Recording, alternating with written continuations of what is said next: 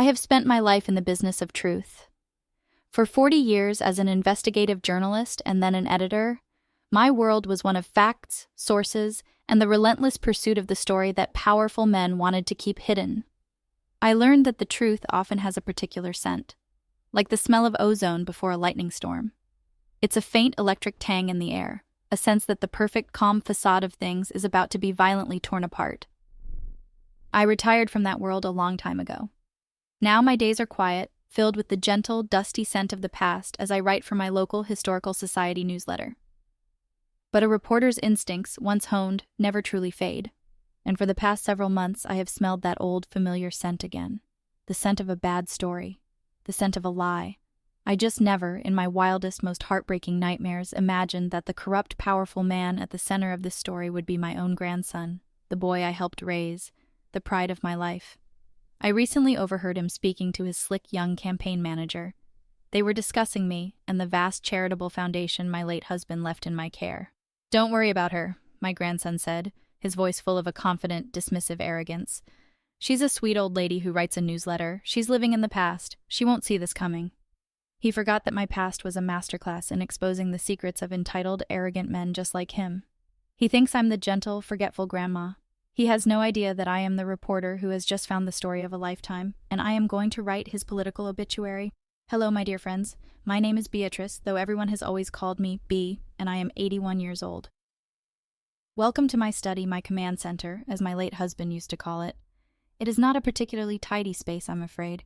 Frank, a man who loved my husband like a brother and was as fiercely protective of his legacy as I was, agreed immediately. We spent the next 2 weeks in my study, supposedly just organizing the archives. In reality, we were conducting a deep-dive forensic audit of the Foundation's finances for the past year. For the first week, everything seemed perfect, almost too perfect. The books were balanced to the penny. The expenditures were all accounted for.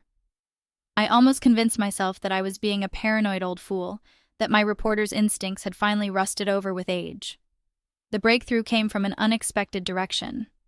Frank was cross-referencing the list of scholarship recipients with the university enrollment records, a standard verification procedure. He found a strange anomaly. 10 of the scholarships, all for the maximum amount, had been awarded to students who, according to university records, had either dropped out after the first semester or had never enrolled at all. The checks, however, had all been cashed. "That's odd," Frank said, his brow furrowed. "The money was sent, the checks were cashed, but the students are ghosts." He began to dig deeper. He traced the endorsements on the back of the canceled checks. They were all cashed at the same obscure check-cashing facility in a neighboring state, and then he found the thread that would unravel everything. He pulled up the public incorporation documents for that check-cashing facility. The business was registered as a shell corporation, a legal ghost. And the name of the sole director of that corporation was a man I recognized instantly, Mark's campaign manager. I stared at the screen, at the undeniable black and white proof, and I felt the floor of my world give way. It was a sophisticated, brilliantly executed scheme. They were creating phantom students, awarding them real scholarships, and the small contained story of foundation fraud was, I suspected, just the first chapter of a much larger, much uglier book. And I knew, with the grim certainty of an old reporter who has just stumbled upon the scent of a massive scandal, that I had to be the one to uncover the rest of it. The discovery of the Shell Corporation was like the first tremor before an earthquake. It was a violent, sickening lurch that shattered the bedrock of my world, but I knew, with the grim certainty of a seasoned reporter, that it was only the beginning. The real devastation, the main shock, was yet to come. The days that followed were a masterclass in deception, a performance of grandmotherly love that was the most difficult and painful of my long life. I had to sit across the Sunday dinner table from my grandson, my only remaining family, and smile and ask about his campaign, all while the knowledge of his betrayal sat like a stone in my gut. He was a stranger to me now, a handsome, charming sociopath wearing the face of the boy I had loved, and I, in turn, had to become a stranger to him. I had to suppress the investigative journalist who was screaming inside me, the one who wanted to throw the evidence on the table and demand the truth. My friend Frank, the forensic accountant, was my rock, my co-conspirator in this quiet, cold war. "Patience, B," he would counsel me during our secret late-night phone calls. "He thinks he's the predator, And you're the prey. We can't let him know that the prey has teeth. Not yet. We need to understand his endgame. The fraud is the what. Now we need to find the why. And so, at the age of 81, I dusted off the skills that had defined the first half of my life. I became an investigative reporter again, and my own grandson was my subject. My first step was to understand the source of his desperation. $250,000 was While I was investigating his motives, Mark and his campaign manager were escalating their own campaign against me. They believed the Phantom Scholarship Scheme was a secret, renewable source of income. They had no idea that we had discovered it, that Frank and I had already, through a quiet word with a trusted friend on the university's board of trustees, flagged the process. The next time they tried to award a scholarship to a ghost student, the check would be flagged, the process frozen. We had quietly cut off their supply line. Their growing desperation made them bolder and more reckless. Their new target was no longer just the foundation's cash flow, but the foundation itself. The real prize was the endowment, the multi-million-dollar principal that was managed by me, the chairperson of the board. To get to that, they needed to get rid of me. Their campaign to paint me as a senile, incompetent old woman intensified. It was a textbook case of gaslighting, and I was its unwilling star. Mark would visit, and while he was there, he would unscrew the light bulb in my pantry. Later, I would go to get something, and the light wouldn't work. "See, Grandma," he would say, his voice full of a practiced, gentle concern. "You're getting so forgetful. You told me just yesterday you had changed that bulb." He did it with the television remote, hiding it and then finding it in the refrigerator. He did it with my mail, hiding important letters and then accusing me of losing them. It was a relentless, daily assault on my sense of reality. If I hadn't known what he was doing, I think I might have started to believe him. It was a terrifying glimpse into the insidious nature of psychological abuse. But I was not alone. Frank, my loyal friend, became my secret witness. He would visit under the guise of helping me organize my late husband's papers. While he was there, I would seem confused about the day of the week, but then I would recall with perfect clarity the name of the prescription he had given me 2 years prior. I was presenting him with 2 different versions of Beatrice Hayes, the confused, frail woman my grandson described, and the sharp, intelligent woman who was still very much present. I was planting the seeds of doubt, forcing him to ask himself, which one is the real B? The culmination of our respective campaigns, the moment of truth, came during a full cognitive assessment that Mark and Brenda had pushed for. It was a long, grueling 4-hour examination with a geriatric specialist Dr. Evans had recommended. Mark and Brenda sat in on the interview portion, their faces a perfect picture of loving concern interjecting with their own anecdotal evidence of my decline. I played my part, appearing slightly confused by some of the questions, telling a rambling, harmless story about my childhood. And then, at the very end of the interview, I executed my own carefully planned maneuver. I turned to the specialist. "Doctor," I said, my voice full of a genuine-sounding, quavering vulnerability. "I'm so worried. My grandson, Mark, he's under so much pressure with this big political campaign, and his finances come. I know he's been having a hard time. I found a letter from a lender the other day. It seemed very threatening. I just hope he's all right." It was a perfectly delivered performance of a grandmother's love and concern. It was also a perfectly placed breadcrumb. I knew that the specialist, as part of his comprehensive assessment, would look into my social and family context. My little comment about Mark's financial troubles about a threatening lender was a red flag that no competent doctor could ignore. It recontextualized my situation. Was my confusion a symptom of dementia or a symptom of the immense stress of worrying about a grandson in serious trouble? It gave them a different story, a different lens through which to view my case. That evening, I knew the time had come. The results of the assessment would take a week. The final battle was about to be waged. It was time to hear the full extent of my grandson's plan from his own lips. Frank had procured a small, powerful listening device, a bug, disguised as a pen. During Mark's next visit, while he was in the kitchen, I managed to slip it into the pocket of his suit jacket. It was the most terrifying, most audacious act of my long life. That night, after he left, Frank and I sat in my study, a pair of headphones plugged into the receiver, and we listened. The conversation he had in the car with his campaign manager was the final, ugly, and heartbreaking nail in the coffin of the boy I had loved. I heard him laughing about how I had bombed the cognitive test. I heard him planning, with his advisor, which of the foundation's assets they would liquidate first once he had control. And then, I heard the words from which there is no coming back. "She's just a sweet old lady who writes a newsletter," he said, his voice full of a confident, dismissive arrogance. "She's living in the past. She won't see this coming." My heart broke, and then it hardened into something cold and clear and unbreakable. The grieving grandmother was gone. The investigative journalist was back, and she was about to break the biggest, most personal story of her life. The sound of my grandson's voice, so full of a casual, confident cruelty, was the final piece of evidence I needed. The heartbreak of his betrayal was a physical thing, a cold, heavy weight in my chest. But beneath the grief, the old familiar instincts of a seasoned journalist began to stir. The years of quiet retirement fell away, and the woman who had once brought down a corrupt senator was back in the fight. The recording was our smoking gun, the irrefutable proof of Mark's intent.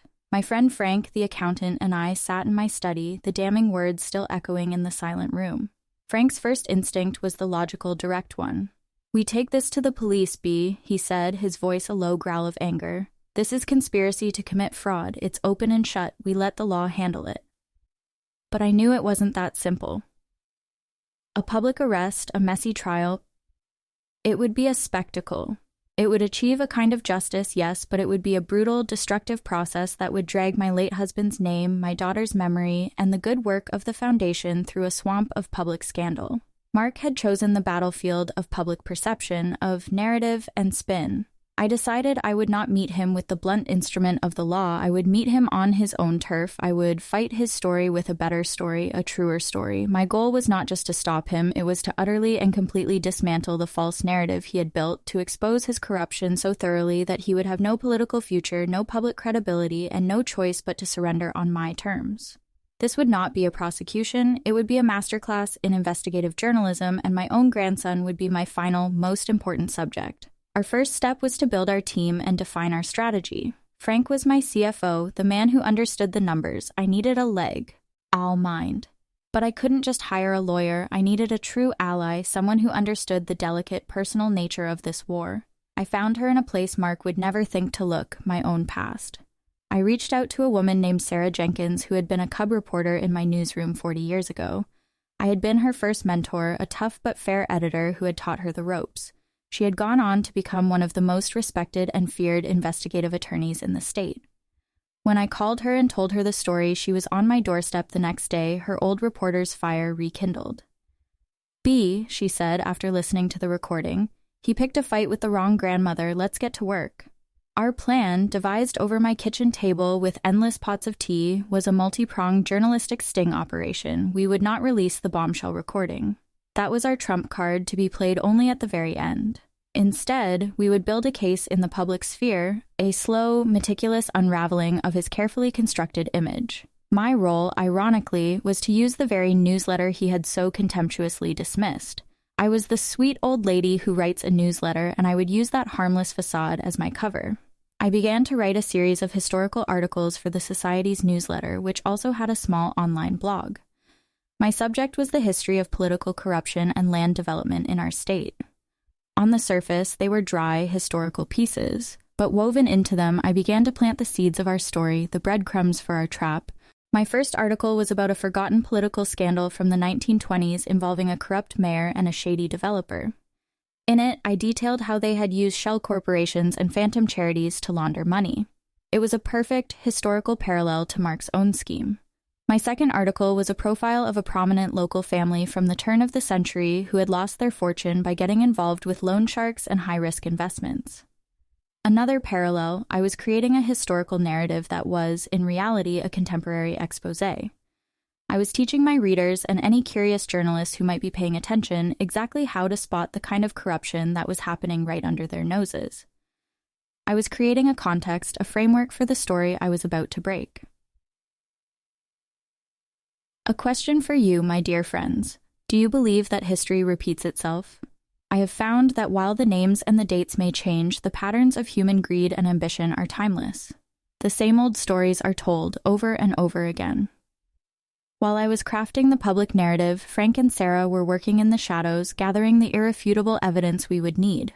Frank conducted a full forensic audit of the foundation's finances, creating a clear, easy-to-understand report that detailed every single dollar Mark had stolen. Sarah, meanwhile, began a deep dive into the shady developer who held my grandson's loans. She used her legal powers of discovery to subpoena the records of his businesses, uncovering a vast network of political corruption, illegal campaign contributions, and kickback schemes that went far beyond my grandson. Mark was not his only political puppet, he was just the newest. We were no longer just untangling my grandson's personal corruption. We were on the verge of exposing one of the biggest political scandals in the state's history. The stake had grown immensely. My own performance as the deteriorating grandmother continued, but with a new, subtle purpose. I had to ensure that Mark remained convinced of my incompetence, even as we were preparing to destroy him. I used my feigned confusion to gather more intelligence. During his visits, I would ask him innocent, muddled questions about his campaign. "Oh, Mark, it's all so confusing to me. This man you're running against, what does he say about that big new waterfront development?" I would play the part of the confused voter, and he, in his arrogance, would condescendingly explain the intricacies of his political positions, inadvertently giving me valuable insight into his alliances and his legislative priorities, all of which were linked to his corrupt donor. He was so busy playing me that he had no idea I was playing him. We needed one final, undeniable piece of evidence to tie it all together, a piece that would be visually compelling, something the media could sink its teeth into.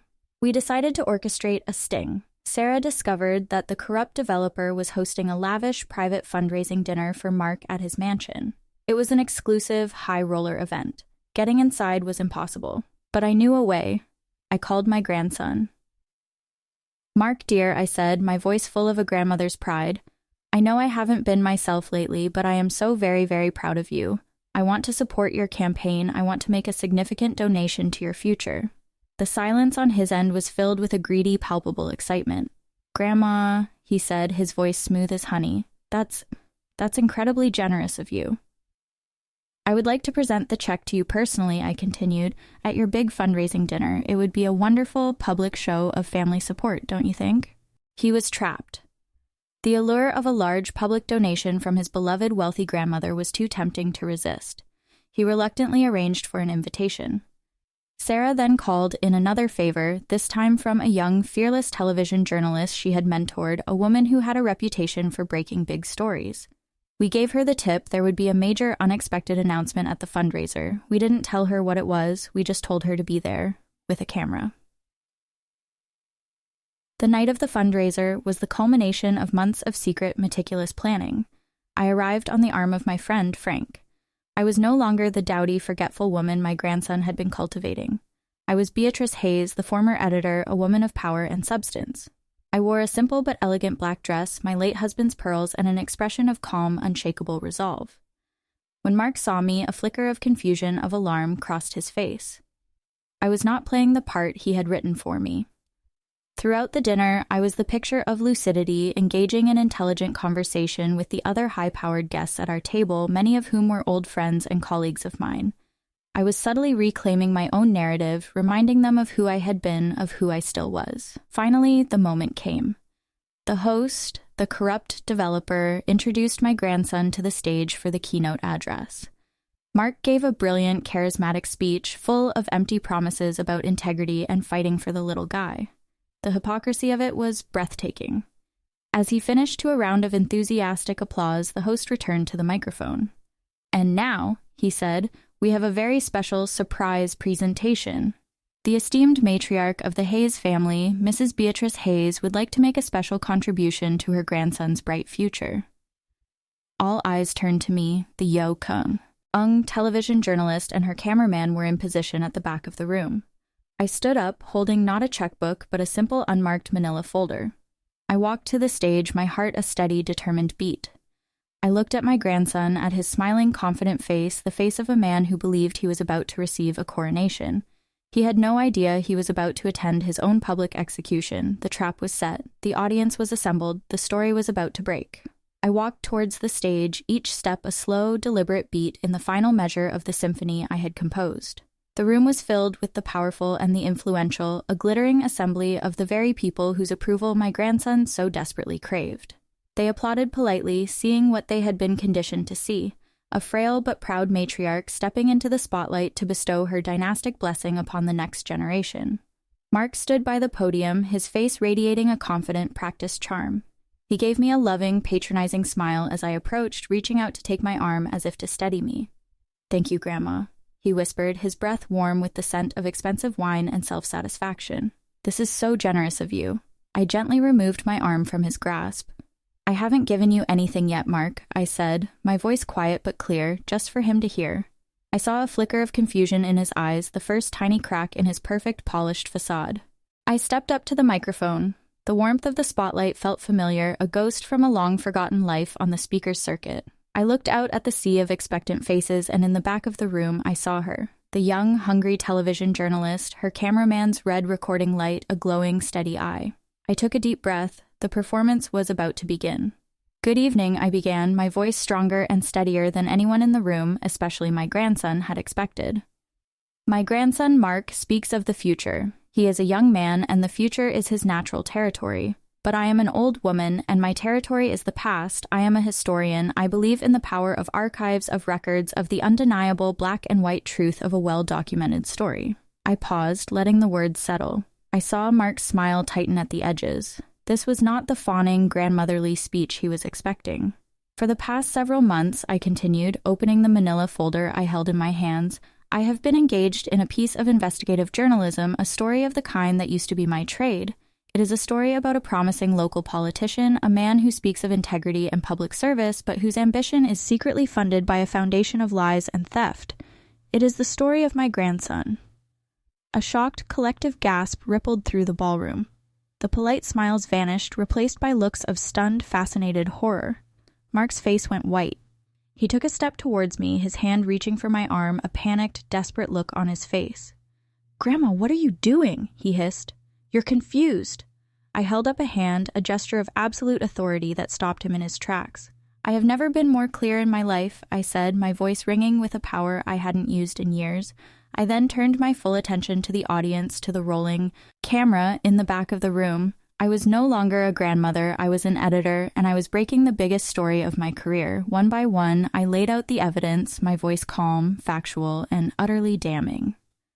"The story begins with a charitable foundation," I said. "The Hayes Foundation, established by my late husband to provide scholarships to underprivileged students. A noble cause. But over the past year, this foundation has been systematically defrauded of nearly $250,000. I held up the first document, a large, professionally printed chart that Frank had prepared showing the flow of money. This money was awarded in the form of phantom scholarships to non-existent students and then laundered through a check-cashing facility in a neighboring state, a facility which is, in fact, a shell corporation." I paused. "The sole director of that shell corporation is this man." I held up a photograph of Mark's campaign manager. The room erupted in a flurry of whispers. I saw the journalist in the back of the room speaking urgently into her phone. Mark looked as if he was going to be physically ill, but I was not finished. "A theft of this magnitude requires a motive," I continued, my voice cold and precise. "And the motive, as is so often the case, is debt. My grandson, in his eagerness to fund his political ambitions, took on a series of massive, high-interest loans from a private lender." I then looked directly at the host of the evening, the corrupt developer who was sitting at the front table, his face a frozen mask of shock. A lender who is, in fact, the CEO of the very development company hosting this event tonight. A lender with a well-documented history of using financial leverage to control politicians. The developer, Mr. Sterling, shot to his feet, his face purple with rage. "This is an outrage! These are lies!" he shouted. "Are they?" I countered, my voice cutting through the noise. I held up the final, devastating piece of evidence. "This is a copy of a legally recorded conversation, a conversation between my grandson and his campaign manager, a conversation in which they not only discussed the scholarship fraud, but also their ongoing plan to have me, his 81-year-old grandmother, declared mentally incompetent so they could seize control of the foundation's assets and use its entire endowment to pay off his debts and fund his career." I looked directly at the camera. A plan which he was certain would succeed because, in his own words, "I am just a sweet old lady who is living in the past, a woman who wouldn't see this coming." The room was in chaos. The developer was storming towards the exit, his own lawyers in tow. The guests were on their feet, some looking horrified, others, the political rivals, looking gleeful. The journalist and her cameraman were now pushing their way to the front of the room, their camera a weapon pointed directly at my grandson's imploding world. Mark stood on the stage, paralyzed, a deer caught in the blinding headlights of a truth he could not escape. His face was a ruin, the charming, confident mask shattered, revealing the weak, terrified, and corrupt young man beneath. I looked at the boy I had raised, the grandson I had loved, and I felt a profound, bottomless wave of sorrow. But I also felt the clean, cold, and satisfying catharsis of a story, a true story, finally being told. I had one last thing to do. I turned to my grandson, who was now being surrounded by a scrum of reporters shouting questions. "You were right about one thing, Mark," I said, my voice no longer for the crowd, but just for him. "I do live in the past, and I remember a time when the Hayes family name stood for integrity, for honesty, for service. You have disgraced that name, you have disgraced your grandfather's memory, and you have broken my heart, but you will not destroy his legacy." I then turned back to the microphone and the cameras. "Effective immediately," I announced, my voice ringing with a new, powerful authority. "I am resigning as chairperson of the Hayes Foundation. I will be working with the state's Attorney General to appoint a new independent board of trustees to oversee its mission. The foundation will be cleansed of this corruption, and it will continue its good work free from the stain of my family's personal tragedy." And with that, I set down my folder, I turned my back on the wreckage of my grandson's career, and I walked off the stage. Frank was waiting for me. He wrapped a steady arm around me, and together we walked out of that ballroom, leaving the noise, the chaos, and the broken pieces of my old life behind.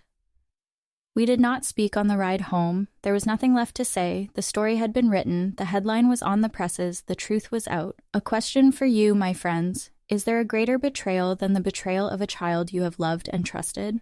It is a wound that I fear will never truly heal, but sometimes the only way to treat a wound is to expose it to the light.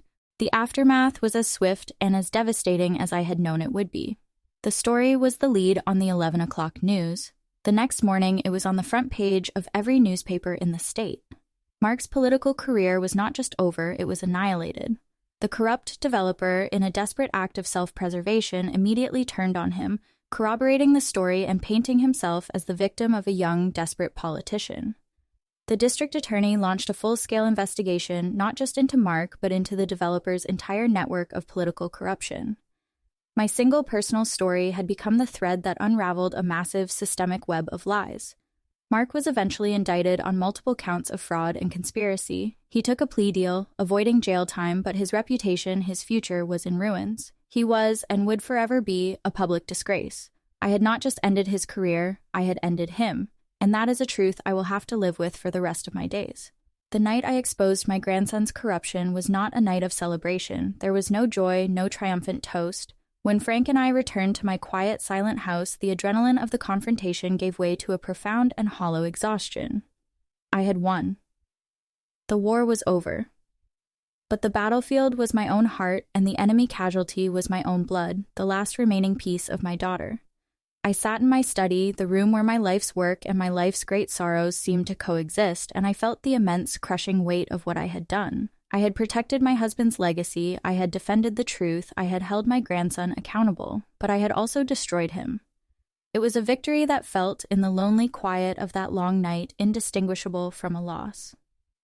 The days and weeks that followed were a media firestorm. My face, the face of the 81-year-old LD grandmother who had publicly executed her own grandson's political career, was everywhere. Reporters camped out at the end of my driveway. The story became a national sensation, a modern-day Greek tragedy of ambition, greed, and familial betrayal.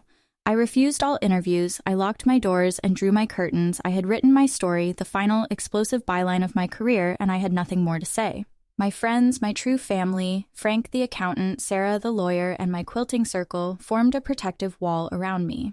They did my grocery shopping, they fielded my phone calls, and they sat with me in quiet, supportive silence, allowing me the space to grieve not for the grandson I had lost, but for the one I had never truly had. The legal fallout was swift and decisive. The public nature of my exposé, backed by the mountain of irrefutable evidence Frank and Sarah had compiled, made it impossible for the powers that be to sweep it under the rug.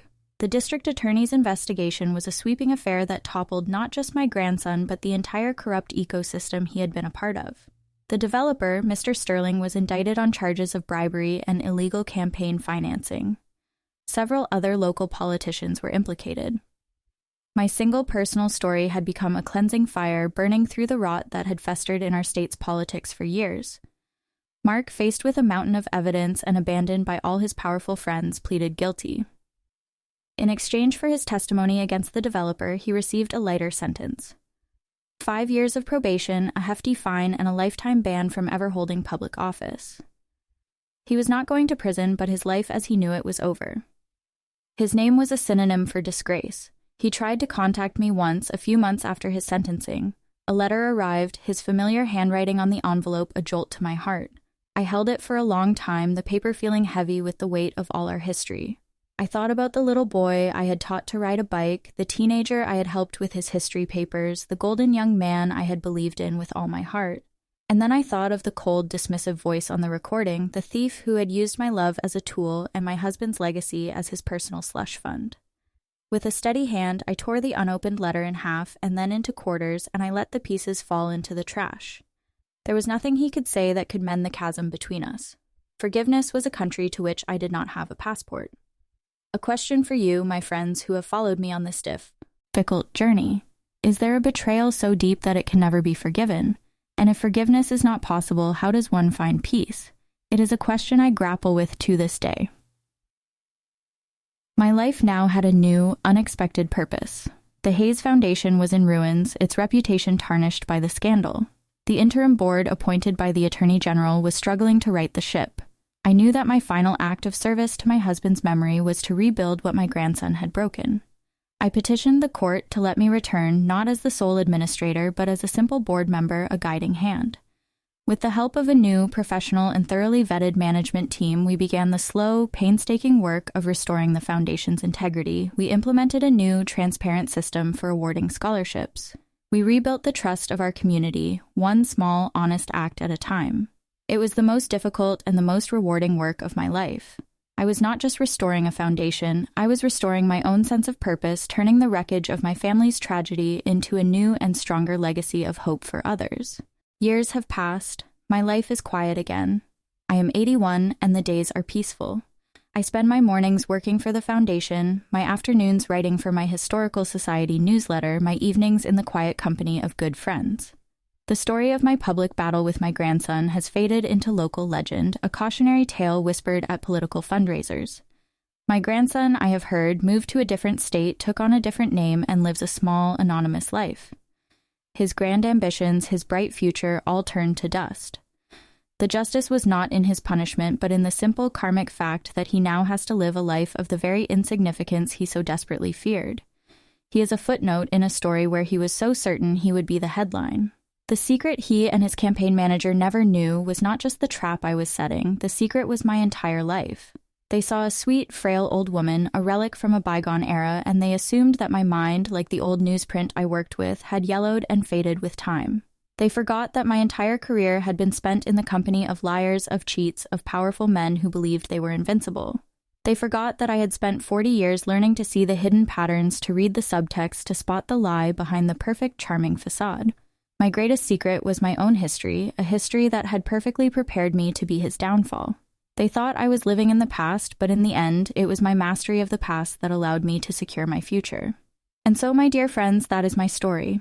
It is a story about the terrible pain of a family's betrayal, but it is also a story about the quiet, enduring power of the truth. It is a reminder that we must never, ever allow ourselves to be defined by other people's underestimation of us. The skills we have honed, the lives we have lived, the wisdom we have earned, these are not relics, they are our greatest weapons. If this story about an old journalist writing her own final triumphant headline has resonated with you, I would be so very honored if you would subscribe to this channel, like this video, and share it. There are so many people in this world who feel they are being underestimated and they need to be reminded of the power they hold.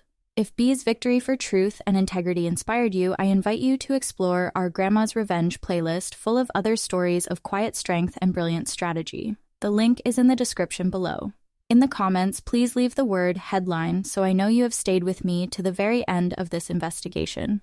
Always remember, it doesn't matter how old your story is, what matters is that you are the one who gets to write the final chapter. Thank you for listening.